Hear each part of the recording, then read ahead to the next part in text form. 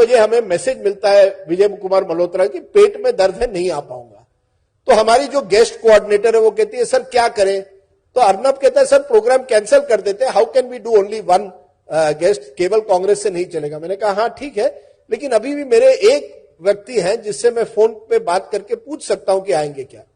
तो मैंने मोदी जी को फोन किया, तो मोदी जी ने कहा, वो तो बड़े चतुर आदमी तब भी थे, कि आपका गेस्ट कैंसिल हुआ होगा।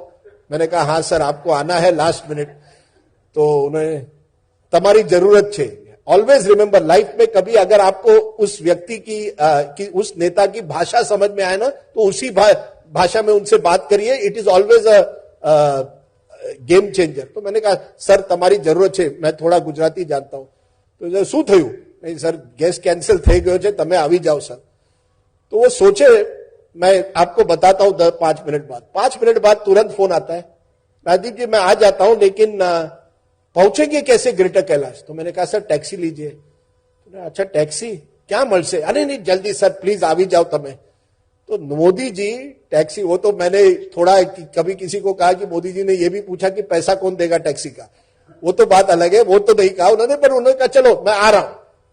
मोदी जी उस टाइम 9:55 पर दौड़ते हुए आते हैं, राजदीप जी आ गया, मैं आ गया, एक तरह से बिल्कुल। और उनकी हमेशा ड्रेसिंग तब भी white kurta, white perfect dress करके आते हैं और टॉपिक पर बहुत अच्छी तरह से बोलते हैं। पर आप सोचिए, वही नरेंद्र मोदी जिसके बारे में आज सौरभ आप पूछ रहे हैं मीडिया से एक्सेस नहीं है, वो उस जमाने में मीडिया और टीवी को जानते थे, उसका क्या महत्व हो सकता है, किस तरह से अपनी एक पहचान बनानी है। देखिए वो मास लीडर नहीं थे तब बाकी जो बीजेपी लीडर्स थे, कई लोगों को हम उनको मास लीडर कहते थे, मोदी जी को नहीं।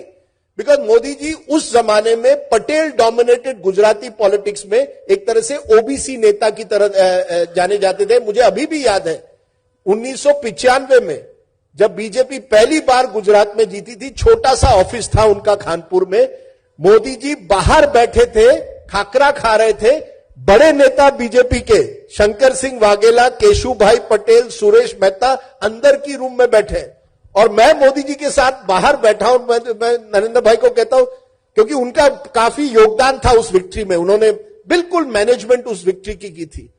वो मुझे कहते हैं नहीं नहीं वो बड़े, उनको बैठने दीजिए, मैं यहां हूं। उनको बुलाया नहीं गया था उस मीटिंग में। आप सोचिए, अब यही है ना, 1987 में मोदी जी पहली बार एक तरह से अपनी एक पहचान बनाते, 87 में म्युनिसिपल इलेक्शन होता है अहमदाबाद में, और वो क्या करते हैं, हर गली नुक्कड़ में जाकर पोस्टर्स देख रहे हैं कि पोस्टर लगे हुए हैं कि नहीं सब बीजेपी कैंडिडेट्स के, और वो स्कूटर के पीछे बैठे हुए हैं।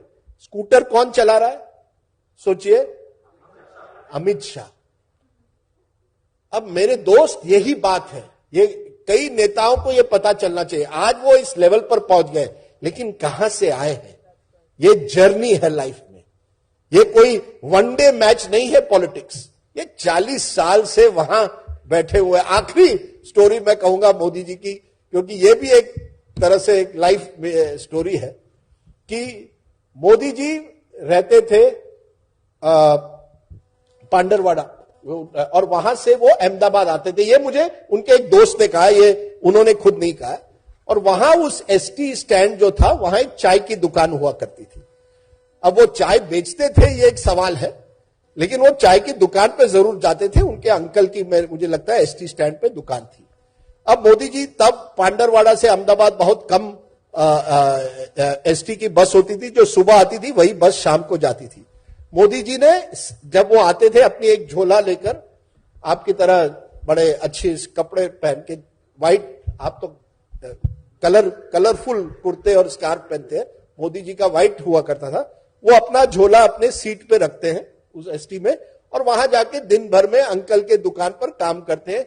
शाम को जब आते हैं, ये दोस्त ने उनके कहा, मोदी जी एक ही बार गुस्सा होते थे, अगर वो देखते थे कि उस जो बस की जो कुर्सी है ना, वहां अगर किसी ने झोला उठा के उस कुर्सी पर बैठ गए है ना, तो वो गुस्से में होते थे।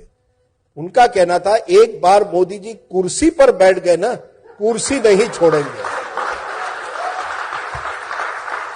और ये देखिए 40-50 साल का परिश्रम है, यू कैनॉट डिनाई इट। जब हम